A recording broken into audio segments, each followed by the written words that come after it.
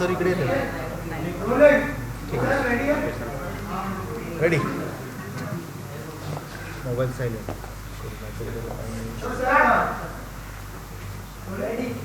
Okay sir, सबसे पहले तो आपसे ये जानना चाहूँगा, हम देख रहे हैं नई रिलीज डेट आप लोगों ने रिलीज की है, क्या कहना चाहेंगे? मतलब बहुत बड़ी बड़ी फिल्में तो आ ही रही है, लेकिन क्या उस बीच स्क्रीन मिलने का भी कुछ प्रॉब्लम था या फिर क्यों डेट चेंज करनी पड़ी उसके बाद? हाँ सही है, स्क्रीन मिलने का ही थोड़ा प्रॉब्लम था। मतलब जो एक्सपेक्टेशन था उससे 30 to 40% ही स्क्रीन मिल रहे थे। और जैसे हमने ऑल ओवर इंडिया देखा कि ट्रेलर देखकर या सॉन्ग देखकर बहुत ही बढ़िया रिस्पांस मिल रहा था जो एक्सपेक्टेड था। तो लोग देखना चाहते हैं और उनके बाजू में अगर स्क्रीन अवेलेबल नहीं नज़दीकी थिएटर में तो फिर रिलीज़ करके बहुत सारा अपना ये वेस्ट हो जाएगा, इसलिए हमने 3 तारीख डिसाइड की है। सर, जब रिलीज डेट चेंज होती है बहुत सारी चीज़ें चेंज हो जाती है, प्रमोशन के चीज़ें चेंज हो जाती है, मार्केटिंग की चीज़ें चेंज हो जाती है, फिल्म को थोड़ा नुकसान भी होता है क्योंकि डिले हो रही है। तो उसके बारे में मैं प्रोड्यूसर सर से जानना चाहूँगा। सर थोड़ा सा बताइए कि कैसे देखते हैं डेट चेंज को आप एज अ प्रोड्यूसर? नहीं, डेट चेंज को हम पॉजिटिव देखते हैं क्योंकि खाने का न्योता तो सबको दिया था।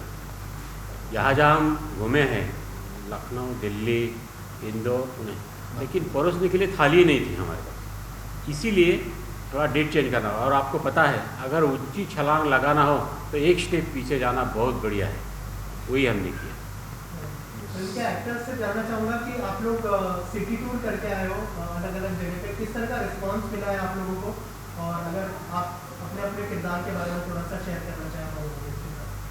रिस्पॉन्स तो बहुत पॉजिटिव रहा है और जितना हम घूमे हैं दिल्ली, लखनऊ, चंडीगढ़, नागपुर, पुणे, सब जगह पे नॉट ओनली जर्नलिस्ट बट जिन ऑडियंसेस जो मिलने आए हमें ट्रेलर देखकर और गाने देखकर, उनका बहुत अच्छा रिस्पॉन्स रहा है।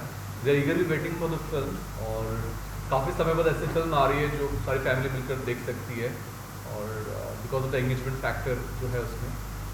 बाकी रिगार्डिंग माई कैरेक्टर, मैं तो श्रीकांत का कैरेक्टर करो जो एक मेंटल डिसऑर्डर जैसे होता है, पेशेंट है, ऑब्सेसिव कंपल्सिव डिसऑर्डर और ADHD के ट्रेट्स उसके बिहेवियर में, and how his relationship suffers and then story goes into mysterious zone.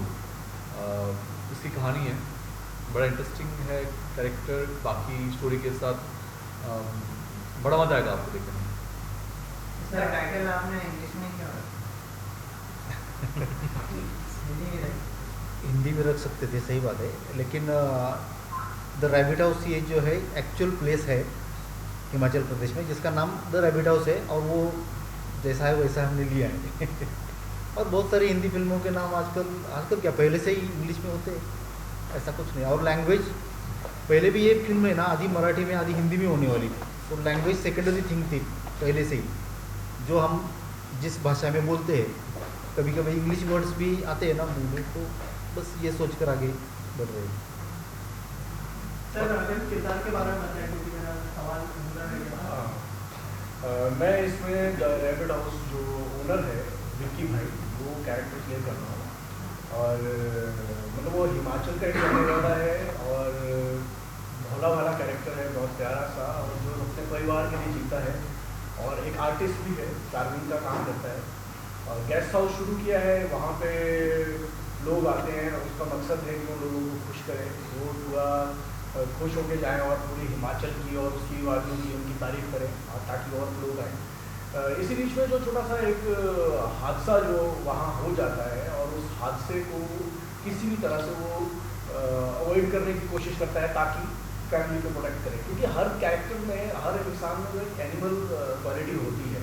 तो उसी तरह से विक्की भाई में भी एक एनिमल क्वालिटी बोल सकते हैं। तो जैसे उन्होंने नाम रखा है द रैबिट हाउस, तो उन्होंने एक खुद ही नाम रखा है, वो घर भी उस तरह से ही बनाया हुआ है। तो जैसे रैबिट का भी एक रहता है कि छोटे छोटे होल बना के अपनी फैमिली को प्रोटेक्ट करना, तो उस सिचुएशन में शायद वो वाली क्वालिटी विक्की भाई की बात आती है। और जितनी भी प्रॉब्लम्स होती हैं, चाहे वो पुलिस को इन्वॉल्व नहीं करना है या बाकी लोगों को इन्वॉल्व नहीं करना है, उन सब लोगों को दूर करके सिर्फ अपनी फैमिली को प्रोटेक्ट करने की पूरी कोशिश करता है और काफ़ी हद तक सक्सेसफुल होता है। जो कैरेक्टर है कैसा रिस्पॉन्स रहा? आप लोग अलग अलग सिटीज में हुए, तो एज ए एक्टर आपको किस तरह का रिस्पॉन्स मिला है? अगर किरदार के बारे में यस, नमस्कार। मेरे किरदार का नाम है कोमल, तो उसके नाम की तरह ही कोमल सा कैरेक्टर है और प्यार से भरा हुआ है। मतलब ऐसा कह सकते हैं कि ये कैरेक्टर हर उस इंसान को रिप्रेजेंट करता है जो खुद की लड़ाई लड़ रहा है किसी दबाव से बाहर आने के लिए, खुद की ताकत को पहचानने के लिए। तो ऐसा अगर इंसान रैबिट हाउस में आ जाए और उसके साथ ये जो कैरेक्टर्स हैं उनके साथ उनका रिलेशनशिप कैसा होगा, ये इस फिल्म में दिखाया गया है। और आज तक ट्रेलर और 3 गाने रिलीज़ हुए हैं। ऑडियंसेस के साथ मतलब पर्सनल इंटरेक्शंस करने का भी चांस मिला जब हम सिटी टूर कर रहे थे, और उनकी आंखों में जो अफेक्शन दिख रहा था कैरेक्टर के प्रति, या फिर वो म्यूज़िक या फिर वो स्टोरी की क्यूरोसिटी जो उनकी आंखों में नज़र आ रही थी, वो मेरे लिए हाईलाइट था। बहुत मज़ा आया। रोहन सर, आपसे जानना चाहूँगा 21 इंटरनेशनल अवार्ड्स मिले हैं इसको, तो एज अ डायरेक्टर क्या कॉन्फिडेंस मिलता है थोड़ा कि थिएट्रिकल अगर आएगी तो लोग पसंद करेंगे फिल्म को? ज़रूर क्योंकि अवार्ड्स, ये तो एक बात है कि चलो अवार्ड्स के लिए जूरीज होते हैं, क्रिटिक्स होते हैं, वो देखते हैं, सराहना करते हैं, फिर अवार्ड मिलता है। दूसरी साइड ये है कि फेस्टिवल्स में जहाँ जहाँ फिल्म गई तो सामने जो ऑडियंस था वो तो कॉमन ऑडियंस था, तो उनका रिस्पॉन्स ही इतना बढ़िया था कि वहीं पर कॉन्फिडेंस बढ़ गया था, खाली अवार्ड से नहीं, ऑडियंस के रिस्पॉन्स से। सर, एज अ डायरेक्टर कैसा एक्सपीरियंस रहा पूरी फिल्म करने का, और अगर बताएं कि क्या क्या चैलेंजेस आपको फेस करने पड़े एज अ डायरेक्टर?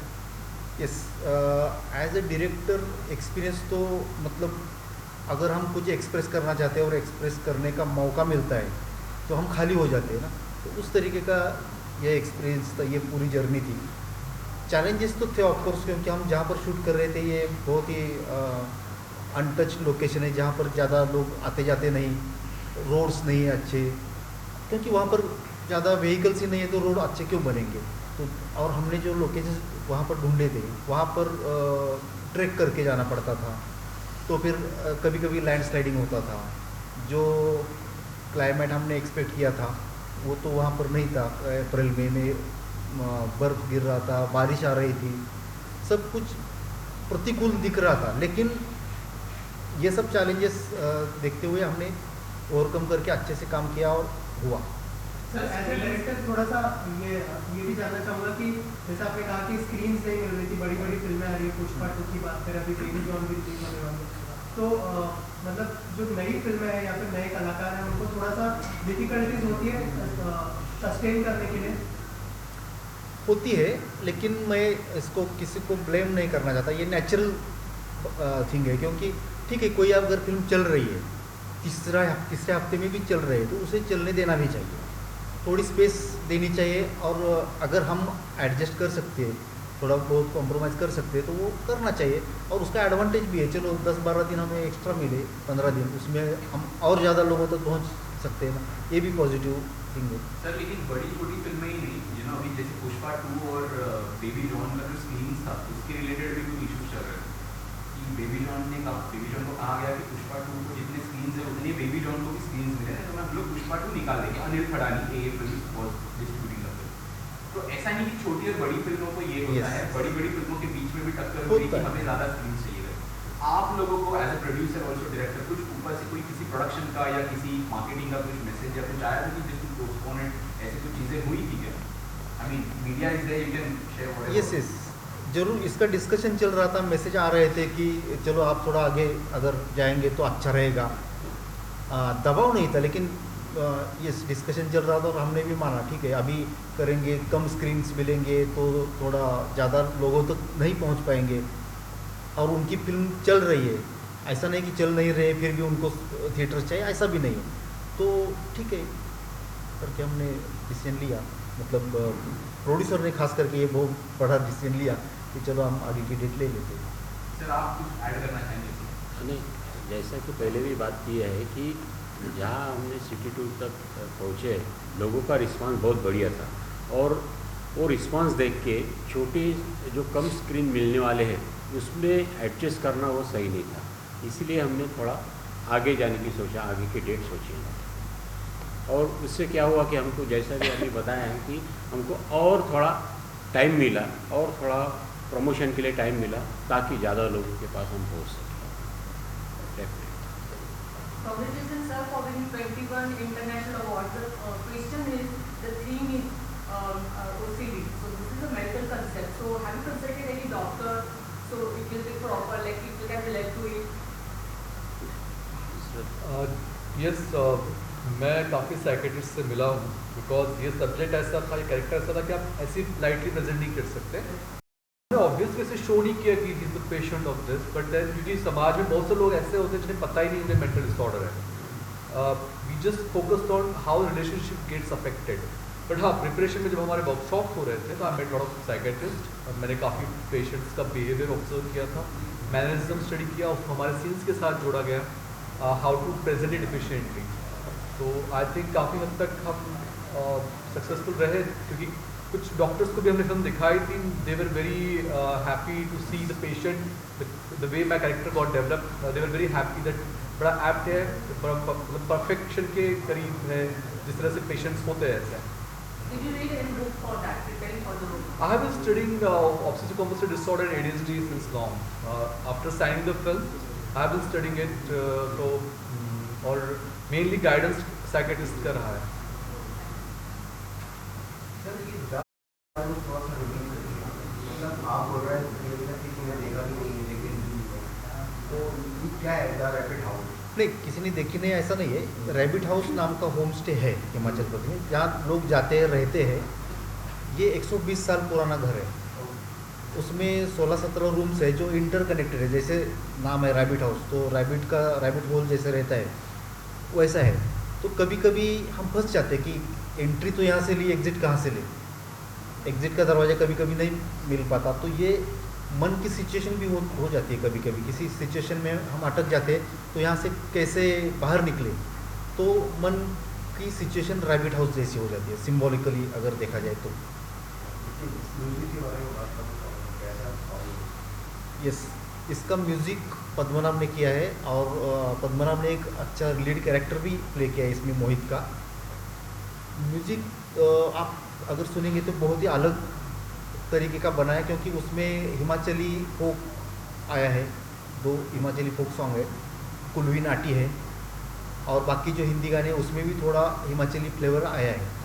तो बहुत दिनों के बाद आपको एक अलग टाइप का म्यूज़िक सुनने को मिल सकता है, जिसमें एक गाना तो पापन ने गाया, बहुत ही बढ़िया गाया। पापन तो बहुत बड़े सिंगर है, तो उन्होंने गाया भी उसी लेवल से। और बैकग्राउंड म्यूज़िक जो है बहुत इम्पैक्ट करता है। फेस्टिवल्स में क्रिटिक्स ने उसकी सराहना की है कि बैकग्राउंड म्यूज़िक बहुत ही इम्पैक्ट ला रहा है ऐसा करके। तो जैसा आपने बताया कि अलग अलग लोकेशन में शूट हुआ है, तो जो स्क्रिप्ट लिखी गई थी तो पहले ये सोच के लिखी थी या बाद में डिसाइड किया? हाँ, इसकी स्टोरी इंटरेस्टिंग है कि हमारे डीओपी ने पहले लोकेशन देखा था, मैंने नहीं देखा था। तो उसने आकर बताया कि एक ऐसा ऐसा यूनिक लोकेशन है, अलग है, वहाँ पर ज़्यादा कोई जाता नहीं, तो अगर हम कुछ वहाँ कर सकते हैं तो उसने जो रैबिट हाउस का वर्णन किया तो उसमें स्टोरी आकार लेते गई। तो मैंने लिखी, पूरा स्क्रीन प्ले लिखा। फिर सर बोले कि चलो हम एक बार जाके आते हैं, अभी रेकी करके आते हैं, जैसे लिखा है वैसा सचमुच में है, विजिबल है नहीं है वो तो देखना चाहिए। तो फिर हम गए तो ऑलमोस्ट 95% परफेक्ट था, 5% प्लस माइनस करना पड़ा। रैबिट हाउस में भी थोड़े चेंजेस हमने किए आर्ट डायरेक्शन में, तो एक 5% चेंजेस करने पड़े, बाकी तो एकदम 95% ओके। तो ये रैबिट हाउस के साथ आपने ये OCD की जो मर्ज किया है बहुत बढ़िया कंसेप्ट आपने लिखा है। तो ये जो OCD आपके माइंड में आया कि इसको हम लोग प्रेजेंट करना चाहते हैं, इसके पीछे कोई कहानी है, कोई ऐसा रीज़न है क्या, सीन क्या था कि हम उसको रैबिट हाउस में और OCD को मर्ज करके बहुत बढ़िया फिल्म बनाए, जैसे कि अभी ट्रेलर से लग रहा है? यस, नहीं ऐसा मर्ज करने का कुछ प्लान करके किया ऐसा नहीं। एक तो रैबिट हाउस पहले था, तो रैबिट हाउस में किस टाइप के लोग आएंगे तो आगे कहानी बन सकती है, अच्छा ड्रामा बन सकता है, ये पहला थॉट था। तो फिर कैरेक्टर्स आए, फिर OCD वगैरह उसको नाम बाद में आए। पहले कैरेक्टराइजेशन हुआ कि एक लोग होते हैं कि चलो उनको हर चीज़ परफेक्ट चाहिए होती है, तो उनका बैलेंस एक साइड में गया होता है जिसको हम मानसिक बीमारी कहते हैं, तो उससे अगर फिर अमित ने ज़्यादा रिसर्च किया कि चलो ये OCD किस टाइप का है, क्या है इसमें, कौन से ट्रेड से, तो अमित ने इस पर बहुत सारा स्टडी किया। इस तरीके से कैरेक्टर्स आते गए और तो ये OCD जो है उसका आप मैसेज पब्लिक को देने का कुछ प्रयास कर रहे हो कि लोगों को अवेयरनेस हो कि ऐसी चीज़ होती है और इसके बारे में कुछ और अवेयरनेस दिया कि हम इसको हैंडल कैसे करें और इसको क्योर कुछ है क्या? तो ये ऐसे कोई मैसेज नहीं, इस पर कोई भी भाष्य हमने ऐसा नहीं किया है। जस्ट कैरेक्टर्स के कैरेक्टराइजेशन के लिए इस्तेमाल किया है, सामने रखी है। हाँ, ऑडियंस के लिए ये हो सकता है कि हम खुद को किस कैरेक्टर में देख रहे हैं और हम किस तरीके से रिएक्ट होते हैं। अभी ऐसे देखा जाए तो सभी कैरेक्टर्स है ये मेरे अंदर भी है, मतलब जो कैरेक्टर मैंने लिखे तो कहीं कहीं मुझे ये श्रीकांत का कैरेक्टर भी मेरे अंदर है। कभी कभी सॉफ्टली रिएक्ट होता है लेकिन होता है। कोमल का कैरेक्टर भी मेरे अंदर है, मोहित का भी है। तो ऑडियंस भी उसी तरीके से खुद को फाइंड आउट करेगी कैरेक्टर्स में कि अरे ये मेरा कैरेक्टर है, मुझे ऐसा रिएक्ट नहीं होना चाहिए, ये हो सकता है। तो बात करके श्रीकांत की, तो आपने कुछ जो रिसर्च की आपने काफ़ी मेहनत की उसकी वजह से, तो उसमें आपको क्या क्या समझ में आया कि मुझे क्या वो होना चाहिए, उसके ऊपर आपने फिर कैसे आपने उसके बारे में कुछ? एक तो बिहेवियर काफ़ी वियर्ड होता है, अनप्रेडिक्टेबल होता है, और गुस्सा आता है बड़ा इरेशनल होता है। जैसे नॉर्मल इंसान रैशनल गुस्सा आता है, उससे कुछ चीज़ उसके हिसाब से नहीं होती है। तो ऐसे कैरेक्टर्स का बिहेवियर काफ़ी रैशनल होता है।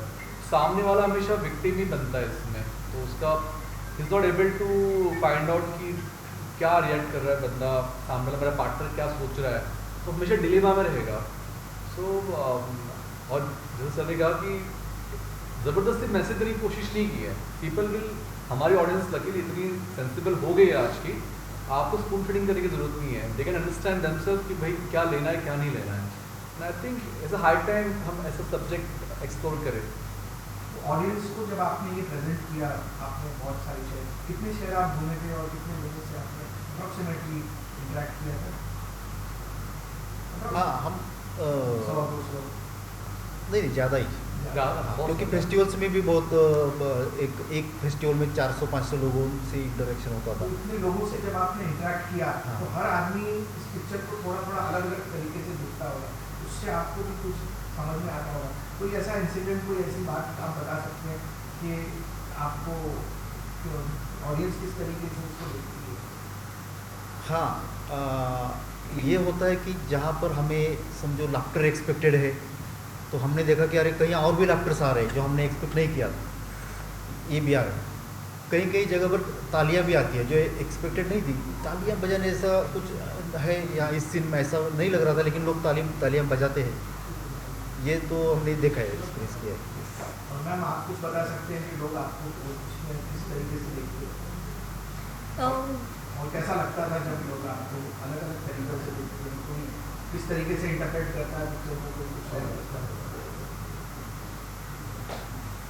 मेरा इंटरेक्शन ज़्यादातर लेडीज़ से हुआ है, क्योंकि वो मुझे आकर मतलब बहुत सिंपैथी से देखती थी कि कैसे आपने ये सब सहन किया, कैसे आप ऐसी कैसी रह पाई उस इंसान के साथ रैबिट हाउस में। तो ये प्यारा था बहुत, और वो कनेक्ट कर पाई खुद को उस कैरेक्टर से, वो बड़ी बात थी। बहुत अच्छी फिल्म बनाई है आपने, मतलब ट्रेलर फिल्म जहाँ से लग रहा है। ऑल द बेस्ट, आपको बहुत बहुत मुबारक हो। Thank you so much. सबकी तरफ से आपके लिए Thank you. Success. Thank you so much, सभी को धन्यवाद।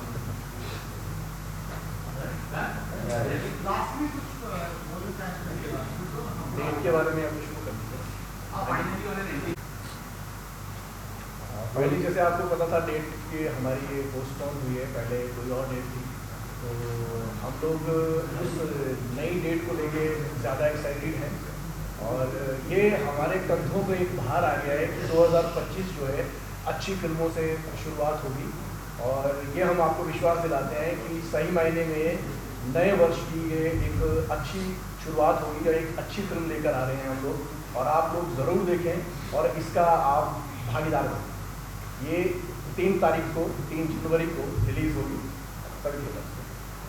जैसे कि आप जानते हैं 3 जैन को हमारी फिल्म रिलीज हुई है द रैबिट हाउस, जिसका टैगलाइन है हम राज नहीं हमराज है। तो मैं ऑडियंस से ये अपील करता हूँ कि आइए थिएटर में और आप भी हमराज बनिए और एंजॉय करिए। यस, बहुत बार ऐसा होता है कि कमर्शियल फिल्म जो ऑडियंस देखने के लिए जाती है, तो कमर्शियल फिल्म बनाते हुए सोचा जाता है कि लोगों को क्या चाहिए, इस फिल्म से ये अच्छा लगा था, उस फिल्म में ये अच्छा लगा था, फिर एक नई कमर्शियल फिल्म बनती है।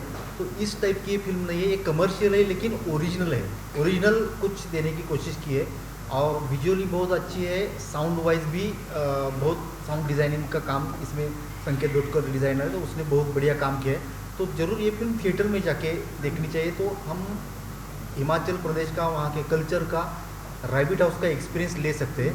तो 3 जनवरी को ज़रूर थिएटर में जाके ये फिल्म देखिए, the rabbit house.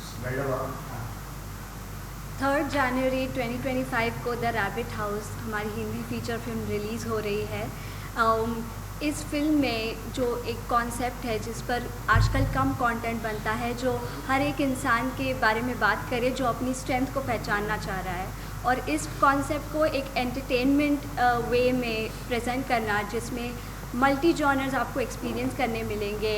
Thrill, comedy, romance, drama, dance, music, सब कुछ आपको थिएटर्स में एक्सपीरियंस करने मिलेगा ऑडियो विजुअल ट्रीट के साथ। दोनों भी प्रोड्यूसर है तो मैं बात करूँगा। कंटेंट वाइज फिल्म बहुत बढ़िया बनी है, हमारे सभी कलाकारों ने बहुत अच्छा काम किया है।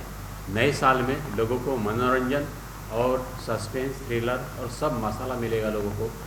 3 तारीख को थिएटर में जाके देखिए, मैं आह्वान करता हूँ।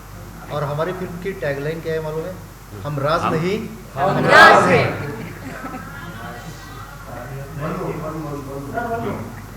तू सब एक साथ हाँ, all of you start. Yes, camera roll 1 2 3 हम राज नहीं, जोर से आवाज, हमरा नहीं, एक सेकंड। यस, हमारी फिल्म की टैगलाइन है हम राज नहीं, हम राज हैं। डन।